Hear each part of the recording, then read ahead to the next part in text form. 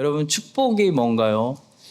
여러분은 축복을 어떻게 정의하시고 무엇을 복으로 여기십니까? 어떤 인생이 여러분이 보실 때는 복된 인생인가요? 우리가 무엇을 복으로 여기느냐에 따라서, 다시 말해 복의 가치관에 따라서 우리는 인생의 방향을 어디로 세팅하고 어느 곳으로 달려갈 것인지를 결정하게 됩니다. 어떤 사람들은 이 땅에서 안정된 삶을 사는 것을 복된 삶이다 이렇게 여기고, 어떤 사람들은 재물을 많이 소유하는 것을 복된 삶으로 여기고, 어떤 사람들은 건강하고 장수하는 것을 복으로 여기고 살아갑니다. 무엇을 복으로 여기느냐는 그 인생의 가치관을 결정하는 우리에게 너무나 중요한 문제입니다. 무엇이 축복된 삶일까요? 오늘 본문을 통해 세 가지 복된 인생을 정의해 보도록 하겠습니다. 먼저 첫 번째로 평화가 하나님이 주시는 복된 삶입니다. 솔로몬은 재물도 많았고요, 명예도 있었고 권력도 있었는데 그런 것들은 하나도 말 안 하고요, 솔로몬이 성령의 감동을 받아서 하나님께 이런 복을 주셔서 참 감사합니다 라고 고백하는 것은 이스라엘에게 주신 평화였습니다. 여호와를 찬송할지어다, 그가 말씀하신 대로 그의 백성 이스라엘에게 태평을 주셨으니. 여러분 요즘 평안하신가요? 평화의 복을 누리고 계신가요? 사실 우리의 인생은 이 솔로몬이 말하고 있는 평화와는 너무나 다를 때가 많습니다. 솔로몬은 평화를 말하고 있지만 우리는 온 세상에 점점 더 전쟁이 확장되는 평화 없는 시대에 살고 있습니다. 솔로몬은 금과 은이 넘쳐났고 그 먹을 것이 테이블에 넘쳐 흘렀지만 우리는 대부분 어렵게 살고 계속해서 물가는 오르고 있습니다. 솔로몬의 시대 때는 주변에 감히 쳐들어오는 원수 나라들이 없었지만 우리는 열심히 화평하기를 힘쓰지 않으면 언제든지 쳐들어올 준비를 하고 있는 원수들로 둘러싸여 있습니다. 그렇다면 우리는 복된 인생이 아닐까요? 하나님이 우리를 축복하시지 않는 걸까요? 꼭 솔로몬처럼 육체적으로 모든 것이 평안하고 잔잔해야 그것이 축복된 인생일까요? 우리는 아주 본질적인 질문을 해보게 되는 것입니다. 팀 켈러 목사님은 설교라는 유명한 책에서 요나하고 예수님을 비교하는데요, 몇 가지를 빼고 요나하고 예수님은 놀라울 정도로 닮아 있습니다. 예수님과 요나 모두 배 안에 있는 장면이 나옵니다. 그리고 예수님의 배와 요나의 배 모두 유사한 용어로 묘사된 폭풍을 만나게 됩니다. 한번 들어볼까요? 여호와께서 큰 바람을 바다 위에 내리시매 바다 가운데서 큰 폭풍이 일어나 배가 거의 깨지게 된지라. 큰 광풍이 일어나며 물결이 배에 부딪혀 들어와 배에 가득하게 되었더라. 그리고 두 그룹 모두 배에 타고 있던 사람들 모두 잠자고 있는 선지자를 흔들어 깨웁니다. 그리고 선지자는 화를 내며 그들을 꾸짖죠. 그리고 결론적으로 두 폭풍 모두 급하게 잔잔해집니다. 너무 급하게 잔잔해져서 오히려 배에 타고 있던 사람들이 폭풍이 잠잠해진 후에 폭풍이 잠잠해지기 전보다 더 두려워하게 되었다고 말씀은 증거하고 있습니다. 그 사람들이 여호와를 크게 두려워하여 여호와께 제물을 드리고 서원을 하였더라. 그들이 심히 두려워하여 서로 말하되 그가 누구이기에 바람과 바다도 순종하는가 하였더라. 여기까지는 이야기가 굉장히 비슷하게 전개됩니다. 근데 팀 켈러 목사님은 여기서부터 이야기가 차이가 난다고 말합니다. 폭풍 속으로 요나는 던져졌습니다.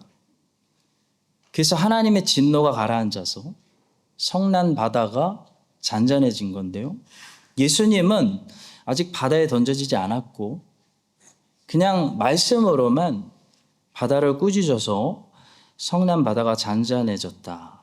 마가는 증거합니다. 마가복음은 4장에서 아직 예수님은 바다에 던져지지 않았다 라고까지만 말하고 끝납니다. 요나의 이야기와 아주 비슷하게 전개되다가 요나가 바다에 던져지는 그 결정적인 클라이맥스는 따라가지 않고 예수님이 그냥 말씀으로 바다를 잔잔하게 하시고 그냥 넘어갑니다. 그냥 끝이 납니다. 팀 켈러 목사님은 지금 설교라는 주제로 말씀을 하고 있기 때문에 이때 마가복음 4장의 본문을 가지고 우리는 어떤 설교를 해야 되고 어떤 설교를 들어야 하는가 질문합니다. 근데 많은 설교자들이 이렇게 설교를 한다고 지적합니다. 여러분, 폭풍이라는 고난 가운데서도 절대로 흔들리지 않는 큰 믿음을 가지세요. 이렇게 설교한다는 거죠. 물론 틀린 설교는 아닙니다. 왜냐하면 예수님께서 분명히 믿음이 작은 자들아, 제자들을 책망하시면서 예수님을 배에 함께 모시고 있는데도 성난 파도를 보고 두려워하는 제자들의 작은 믿음을 분명히 책망하셨기 때문입니다.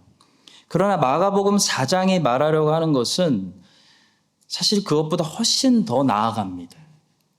마가복음 4장이 말씀하는 것은 우리가 고난 앞에서 큰 믿음을 가지고 흔들리지 말아야 된다. 이게 아니고요. 고난이 왔을 때 열심히 기도로 예수님을 흔들어 깨워야 된다. 이것도 아니고요. 예수님과 한 배를 탔으니까 흔들리지 말아라. 이런 메시지도 아닙니다. 이런 메시지보다 훨씬 더 중요한 것을 말씀하고 있다라는 거예요. 여러분, 마가복음 4장이 우리에게 말씀하려고 하는 것이 무엇일까요? 일단 고의적으로 요나의 이야기가 생각나게 하고 있습니다. 그래서 왜 예수님은 바다에 던져지지 않지? 라고 거꾸로 우리가 질문하게 만들어요. 그리고 그 질문에 대해서 마가는 마가복음 후반부에서 우리에게 결정적으로 답을 줍니다. 바로 예수님도 요나처럼 바다에 던져졌고 요나가 3일을 물고기 뱃속에 있었던 것처럼 예수님도 3일을 지옥에 내려가셨다 라고 마가는 답하고 있는 거예요. 그러므로 우리는 마가복음 4장을 가지고 어떤 설교를 해야 되고 어떤 설교를 들어야 될까요? 제가 한번 시도해 보겠습니다.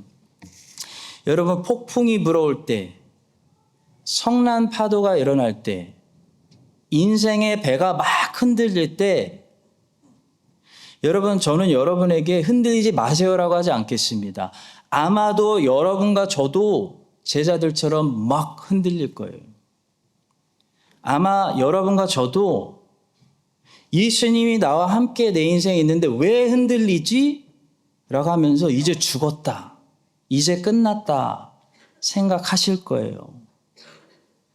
여러분과 저는 아마도 제자들처럼 예수님이 나와 분명히 한 배를 타고 있는데 왜 내 배가 흔들리나? 하나님이 이런 고난을 왜 허락하시는가? 솔로몬은 원수가 없는 태평을 누렸는데 왜 나는 원수가 이렇게 많고 문제가 많고 태평을 누리지 못하나? 내 평강은 어딨나? 생각하게 될 것입니다. 그럴 때 여러분 기억하십시오. 예수님께서 우리의 인생의 배가 전혀 흔들리지 않게 하는 모든 폭풍들을 다 잠재워 주시는 것은 아니지만 가장 심각한 폭풍, 하나님의 진노가 일으키는 가장 심각한 폭풍은 예수님이 우리 대신 바다에 던져지심으로 잠잠하게 하셨다라는 사실을 여러분 오늘 믿으시기 바랍니다. 여러분 믿으셔야 돼요. 그게 복음을 믿는 거예요. 예수님께서 십자가에 우리 대신 던져지심으로 죄를 향해 급하게 일어나는 하나님의 공의로운 진노의 폭풍을 영원히 잠재워 주셨습니다. 여러분, 그 폭풍만 내게 불어오지 않는다면 그 폭풍으로부터 내 인생이 안전하다면 하나님이 허락하시는 인생의 여러 폭풍들쯤이야 우리 주님께서 내 배 안에 함께 계시기 때문에 능히 구원해 주실 줄로 믿습니다. 여러분, 원래 바다는 잔잔하지 않아요. 바다는 원래 파도가 일어나는 거예요. 인생은 원래 잔잔하지 않습니다. 원래 고난, 문제 투성인 게 인생이에요. 이것이 주님이 우리에게 주시는 복된 삶, 바로 평강과 평화, 샬롬입니다. 여러분, 하나님의 진노로부터 구원받아서 하나님과 화평을 누리는 것보다 더 복된 삶이 인간에게 없습니다. 여러분이 예수님 안에서 그런 평화의 화평의 복을 누리고 계시다면 여러분은 이미 우주에서 가장 행복한 복된 피조물입니다. 세상에 불어오는 그런 폭풍들 너무 무서워하지 마시고 아무리 앞뒤가 고난으로 길이 막혔어도 두려워하지 마십시오. 하나님께서 도와주실 것입니다. 야곱은 한때 앞뒤로 길이 막혔던 적이 있습니다. 뒤에는 라반이 있었고 앞에서는 에서가 있었습니다. 외삼촌에게 말도 안 하고 몰래 도망쳐 나왔기 때문에 뒤로 돌아갈 수도 없습니다. 그렇다고 앞으로 갈 수도 없습니다. 왜냐하면 20년 전에 형 에서를 속였는데 이 형이 400명 끌고 지금 오기 때문이에요. 뒤로 돌아갈 수도 없고 앞으로 나아갈 수도 없는데 라반은 점점 따라오고 에서도 점점 다가오는 상황입니다. 그럴 때 하나님이 어떻게 하시죠? 일단 뒤를 막으세요. 라반에게 꿈으로 역사해서 야곱을 터치하지 못하게 하십니다. 그리고 앞에 길이 없어요. 에서하고 400명이 길을 막아버렸어요. 근데 그 에서를 변화시키셔서 길이 없는데 하나님이 길을 만드세요. 그래서 야곱이 하나님이 만드신 길, 그 원수들 사이를 아주 평안하게 하나님이 뚫으신 그 길로 걸어가게 됩니다. 야곱의 이런 경험은 훗날 이스라엘이 홍해바다 앞에서 경험하게 될 일의 전조가 됩니다. 이스라엘이 홍해바다 앞에 왔을 때 뒤에는 바로의 군대가 바짝 따라오고 있었고 앞에는 홍해바다여서 길이 없었어요. 앞뒤로 길이 막힌 거예요. 그때 하나님이 어떻게 이스라엘을 구원하시죠? 일단 뒤부터 막으세요. 구름 기둥과 불 기둥으로 바로의 군대를 못 오게 하십니다. 그리고 앞에 길이 없는데 홍해 바다를 갈라서 하나님만 만드실 수 있는, 사람이 만들어낼 수 없는 바다 사이에 길을 만드세요. 그래서 이스라엘은 하나님만 제공할 수 있는 그 길로 평안하게 앞으로 걸어가는 거예요. 성도 여러분, 야곱이 걸어갔던 하나님의 자녀만 갈 수 있는 길이 있어요. 이스라엘만 지나갈 수 있는, 하나님만 만드실 수 있는 그 길이 있어요. 그 길로 오늘도 성도는 동일하게 걸어가는 것입니다. 기억하십시오. 성도는 일단 뒤로 돌아가면 안 됩니다. 뒤로 돌아가지 마십시오. 뒤를 쳐다보지 마십시오. 자꾸 옛날이 좋았지 이런 생각 마십시오. 라반의 집으로 돌아가면 예전처럼 잘 살 수 없습니다. 애굽으로 돌아가면 다시 노예가 됩니다. 하나님이 뒤는 알아서 막으십니다. 우리는 앞으로 가야 됩니다. 계속 나아가고 성장하고 성화돼야 됩니다. 근데 앞에 길이 안 보일 수가 있어요. 그럴 때 우리는 하나님이 만드신 진짜 길이 어디 있었는지 믿음으로 떠올려야 됩니다. 성도가 걸어가는 길, 하나님만 만드실 수 있는 길, 그 길이 뭐죠? 어디 있죠? 길이요 진리요 생명 되시는 예수 그리스도 안에 있습니다. 예수 그리스도가 길입니다. 예수 그리스도의 길로 걸어가면요, 에서 군대 사이로 야곱이 걸어간 거죠. 홍해 바다로 걸어간 거죠. 하나님의 자녀는 문제들 사이로 문제 뚫고 하나님께서 기적으로 평안하게 인도해 주실 줄로 믿습니다. 그것이 하나님이 주시는 샬롬, 평강입니다. 하나님이 주시는 이 샬롬을 누리시는 복된 인생을 새로운 한 주 여러분들 다 살아내시기를 예수님의 이름으로 축복합니다. 자, 두 번째로 진정한 축복은 무엇일까요? 바로 하나님이 함께 계시는 것이 축복이고 하나님의 말씀대로 사는 것이 가장 복된 인생이에요. 다시 태어난다고 해도 또 살아야 될 가장 최고의 인생은 하나님이 함께 계시는 인생. 하나님 말씀대로 살아내는 인생이에요. 솔로몬 57절에서 고백합니다. 우리 하나님 여호와께서 우리 조상들과 함께 계시던 것 같이 우리와 함께 계시옵고 우리를 떠나지 마시오며 버리지 마시옵고. 여러분 지난 한 주도 하나님과 함께 하셨나요? 하나님을 위해 무슨 일을 하셨나요가 아니라 하나님과 함께 하셨나요? 요셉이 왜 형통했죠? 요셉이 봉사를 많이 했기 때문인가요? 아닙니다. 요셉이 어느 상황에 있어도 어느 환경에 있어도 하나님이 요셉과 함께 하셨기 때문에 요셉은 형통한 사람이 되었습니다. 형통한 곳에 요셉이 간 것이 아니라 요셉이 가면 거기가 형통해졌습니다. 사람이 형통해지는 것은 환경의 문제가 아니고 상황의 문제가 아니고 하나님의 임재와 하나님의 부재의 문제라는 사실을 요셉을 보면 알 수 있어요. 하나님이 함께 하시면 감옥에서도 형통해요. 하나님이 함께 하시면 불 속에서도 형통해요. 고난 속에서도 형통합니다. 근데 하나님이 함께 하지 않으시면 불 밖에 있어도 타 죽어요. 다니엘의 친구들을 불 속에 넣으려고 했던 그 바벨론의 신하들은 불 밖에 있는데 지들이 타 죽었어요. 하나님이 함께 하지 않으면요, 감옥 밖에 있어도 포로예요. 자유하지 못해요. 쇠사슬로 포로된 삶을 살게 돼요. 여호와께서 요셉과 함께 하심으로 그가 형통한 자가 되어 그의 주인 애굽 사람의 집에 있으니 간수장은 그의 손에 맡긴 것을 무엇이든지 살펴보지 아니하였으니 이는 여호와께서 요셉과 함께 하심이라. 여호와께서 그를 범사에 형통하게 하셨더라. 아멘입니다. 하나님이 함께 하시는 것이 복된 인생입니다. 최고의 인생이에요.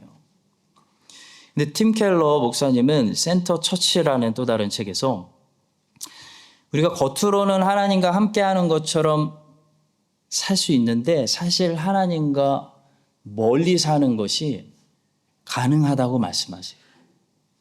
팀 켈러 목사님은 세상에는 하나님께 순종하는 부류의 사람들과 하나님을 거부하는 부류의 사람들 이렇게 크게 두 가지로 나눠진다고 말하는데요.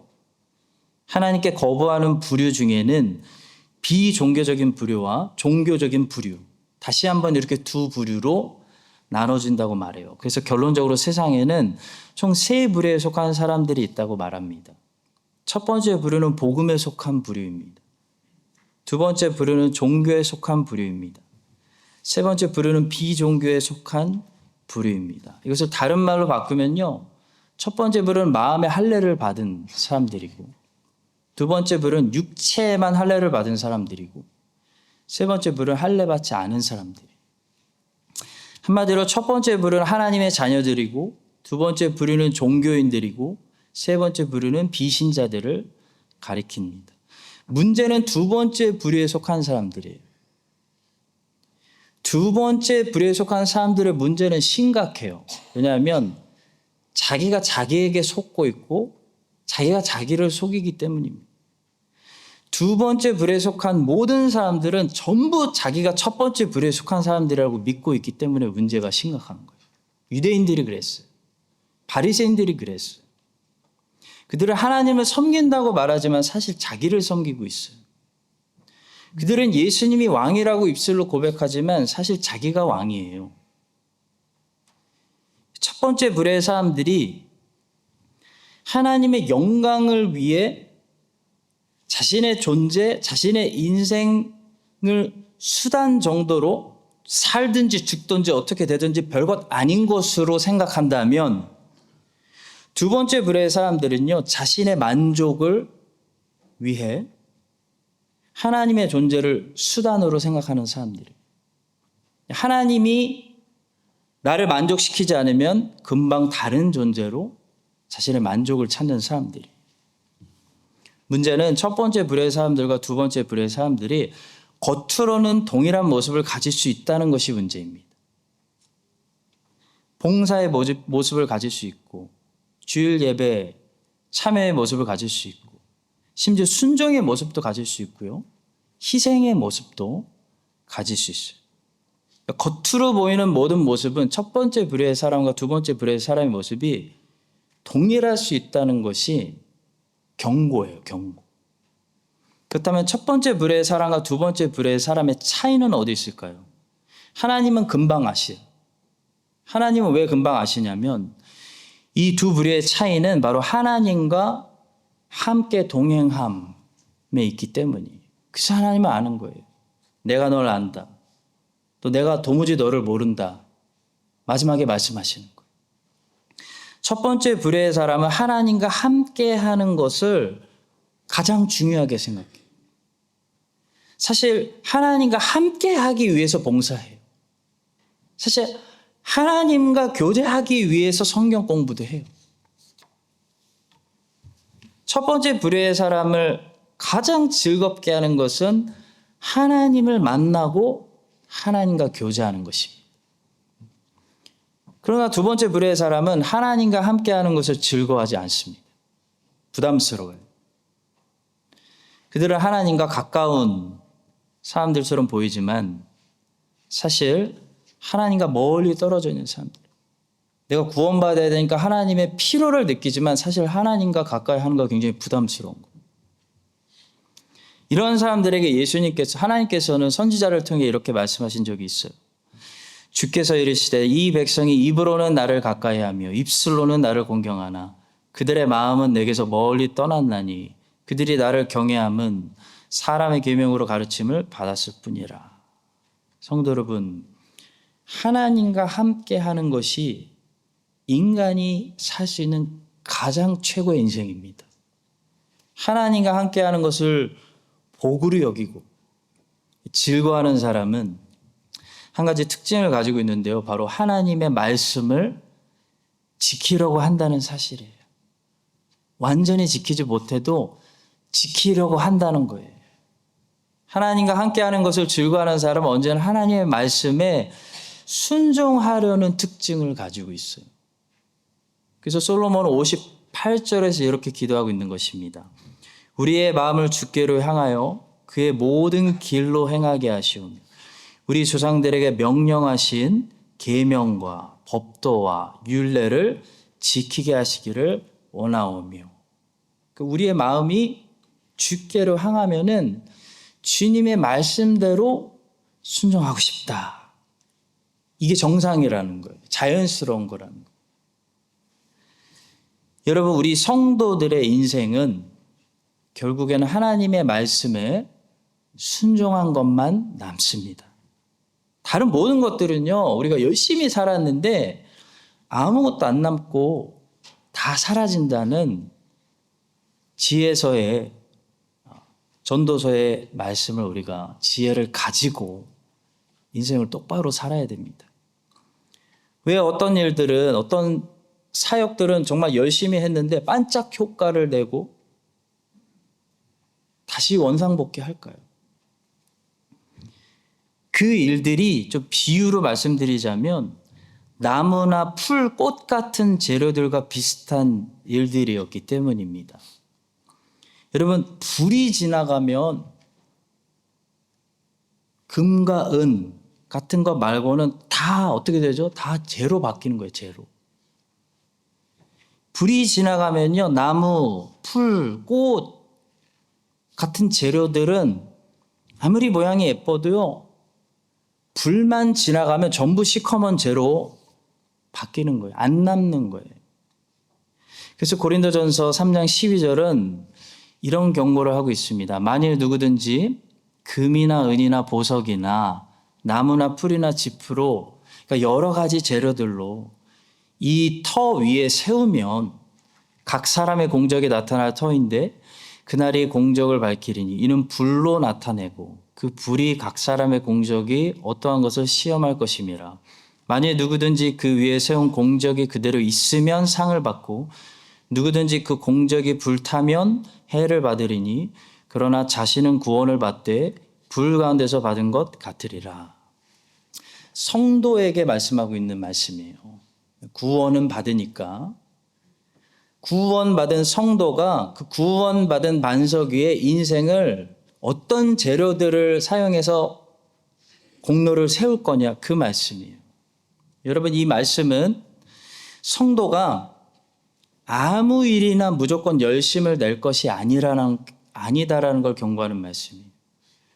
무슨 일에 열심을 내야 하는지, 이게 주님이 말씀하신 일인지 분별하고 고려해야 된다는 거예요. 왜냐하면 어떤 일들은 나무나 풀과 같아서, 거기 재료가 있잖아요. 나무나 풀, 지프로. 그래서 불이 없을 땐 괜찮아 보이는데 일단 불이 지나가면 남아있지 않는 일들이라는 거예요. 분명히 그땐 좋았는데 아무것도 남는 게 없어요. 그런 일들에 열심을 쏟고 힘을 쏟아서는 안 된다는 말씀이에요. 반면에 어떤 일들은 금이나 은이나 보석 같은 재료와 같아요. 어떤 사역들은 금, 은, 보석 같은 재료인 거예요. 그래서 불이 지나가도 사라지지 않고 그대로 공로로 보존되어 있는 거예요. 거기 상이 있는 거예요. 그런 일들에 열심을 쏟아라. 그런 말씀입니다. 그렇다면 어떤 일들이 금이나 은이나 보석처럼 불이 지나가도 사라지지 않고 그대로 보존되는 일들일까요? 바로 영원히 사라지지도 않고 변질되지도 않고 땅에 떨어지지도 않는 하나님의 말씀이 명령하시는 일들이 불이 지나가도 사라지지 않고 그대로 남아있는 금과 은과 보석 같은 우리들의 공적이 되는 것입니다. 하나님은 그걸로 상을 주시는 거예요. 하나님의 말씀에 순종한 일들만 남는 거예요. 불이 지나간 후에도 남을 수 있는 공적이 된다는 것입니다. 여러분, 불은 시험입니다. 그래서 불시험 받는다고 우리가 얘기하죠.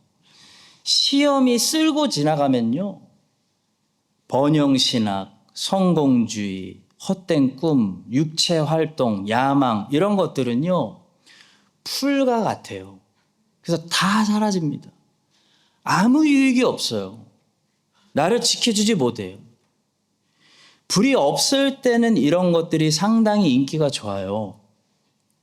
그래서 번영에 대해서, 성공에 대해서, 야망에 대해서 살짝 겉모습만 기독교적으로 바꿔서 교회에서 선전하면 인기가 대단히 좋습니다. 아마 사람들이 몰릴 거예요. 저도 맘만 먹으면 그렇게 할 수 있어요. 그렇게 메시지를 살짝 바꿀 수 있습니다. 근데 이런 것들은요, 시험이 없을 때만 남아있어요. 일단 불시험이 와서 건강 가져가고, 재정 사라지고, 인간관계 친구들 다 끊어지고, 다 사라지면요, 이런 것들은 아무 쓸데없는 껍데기였다는 것을 우리가 항상 발견하게 되는 거예요.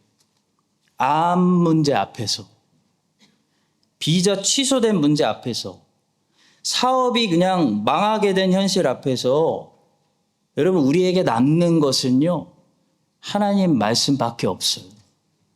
하나님 말씀에 순종한 그 정금밖에 없어요.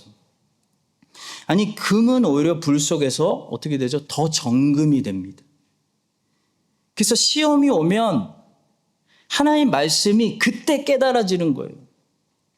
불 속에서 금은 정금이 되기 때문에 이 말씀이 충분히 이해가 안 가고 위로가 안 됐었는데 불 속에 들어가면 예레미야에게 하신 말씀이 뚜렷이 들리는 거예요. 엘리야에게 주시는 말씀이 너무 위로가 되는 거예요.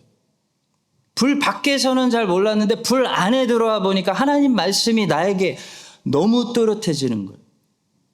하나님의 말씀이 드디어 이제 공감이 되는 거예요. 그래서 고난이 유익인 거예요. 성도 여러분, 하나님과 함께 하는 것이 복된 인생입니다. 근데 하나님과 함께 하는 것을 즐거워하는 사람은 다른 일을 하지 않습니다. 하나님 말씀에 순종하는 일에 힘을 쏟아요. 왜냐하면 불이 오고 시험이 오면 다른 것은 다 불타서 사라지는데 하나님 말씀에 순종한 것들만 우리 앞에 공로로 영원히 남을 것이기 때문입니다. 스펄전 목사님은 말씀합니다. 우리가 어디에 세우든 어떻게 세우든 간에 불이 사람의 모든 작품을 시험할 것입니다. 나무나 건초 혹은 구루터기로 집을 짓는 건축업자들은 이렇게 소리칩니다. 이리로 불을 일체 가져오지 마세요. 그러나 그들은 헛되이 항해하는 것입니다. 하나님께서는 불을 가져오기로 결심하셨기 때문입니다. 저 마지막 구절이 너무 은혜가 되고 도전이 돼가지고 여러분들과 꼭 나누고 싶었어요. 여러분과 제가 불이 와서 다 사라질 것들에 우리의 남은 힘을 쏟는 그런 인생이 아니라 불이 와서 지나가도 영원히 남아있을, 오히려 더 정금이 될 하나님 말씀에 순종합시다. 그래서 하나님과 매일 동행하는 것을 제일 즐거워하며 하나님의 명령에 순종하는, 하나님과 함께하는 최고의 인생, 복된 인생 사시기를 예수님의 이름으로 축복합니다. 마지막 세 번째로 짧게요. 하나님이 온 세상에 전도되고 하나님 나라가 확장되게 하는데 쓰임받는 인생이 축복된 인생입니다. 먼저 주목할 것은 솔로몬이 55절에서 회중을 축복하기 위해 일어났는데요. 56절에 보시면 제일 먼저 하는 것이 회중이 아니라 하나님을 먼저 송축하고 있어요. 55절을 보시면 솔로몬이 회중을 축복하기 위해서 일어납니다. 서서 큰 소리로 이스라엘의 온 회중을 위하여 축복하며 이르되. 근데 56절에 보시면 솔로몬이 제일 먼저 뭘 하냐면 하나님께 감사, 하나님께 찬양드리고 하나님 여호와를 송축하고 있습니다. 여호와를 찬송할지로다. 그가 말씀하신 대로 그의 백성 이스라엘에게 태평을 주셨으니 그종 모세를 통하여 무릇 말씀하신 그 모든 좋은 약속이 하나도 이루어지지 아니함이 없도다.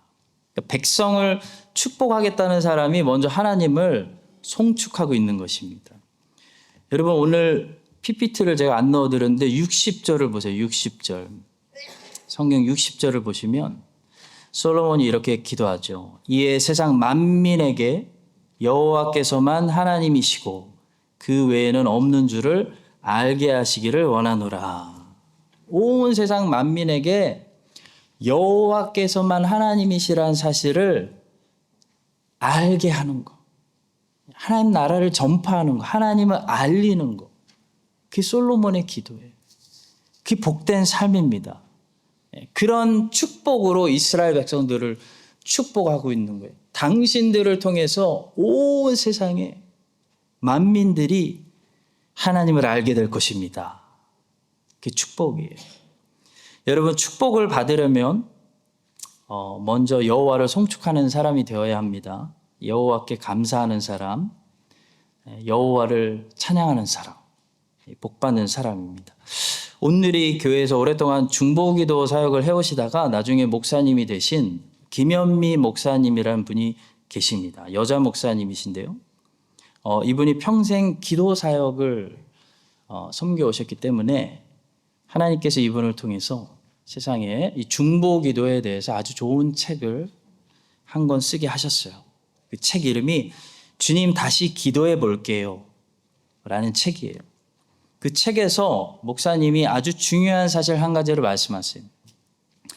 먼저 그의 나라와 그의 의를 구하라 는 주님의 말씀, 우리가 잘 아는 그 주님의 말씀은 그 행위를 먼저 하고 자기의 것을 나중에 추구하는 행위를 하라는 말씀이 아니라 언제나 하나님 나라를 생각하고 아버지의 이름을 생각하고 아버지의 영광을 위해서 싸우는 그런 것을 추구하는 상태를 가지라는 말씀이에요.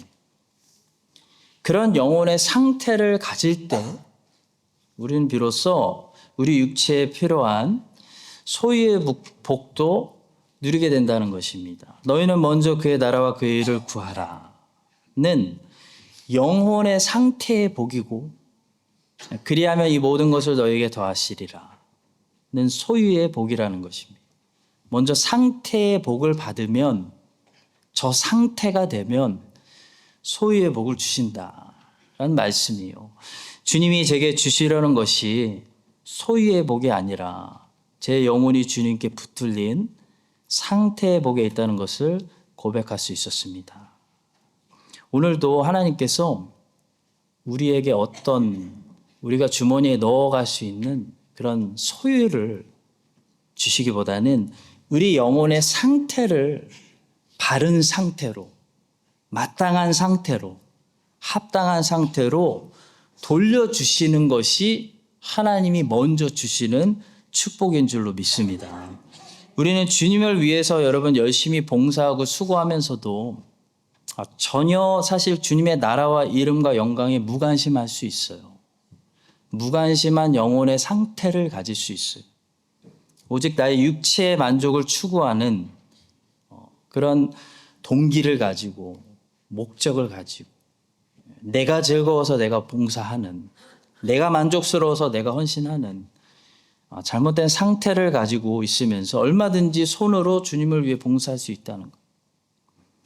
주님께서는 우리에게 먼저 내 육체에 그 자기 만족이 없어도 전혀 그런 것에 아랑곳하지 않고 우리의 관심사가 오직 하나님의 나라가 와야 될 텐데 주님의 이름이 높임 받으셔야 할 텐데 온 세상이 주의 영광을 내가 보는 것처럼 봐야 될 텐데 그런 영혼의 상태의 복을 누리게 될 때 하나님께서 우리에게 필요한 모든 것을 더하시는 그런 은혜를 항상 주실 줄로 믿습니다. 사랑하는 성도 여러분, 나를 통해 우리의 인생을 통해 온 세상에 하나님이 증거되고 나를 통해 하나님 나라가 확장되게 하는 것이 최고의 삶이에요. 가장 복된 삶입니다. 여러분과 저도 주님의 나라를 확장하고 주님의 뜻을 완성하는데 그렇게 쓰임받는 복된 인생, 복된 크리스천들 되시기를 예수님의 이름으로 간절히 축원합니다.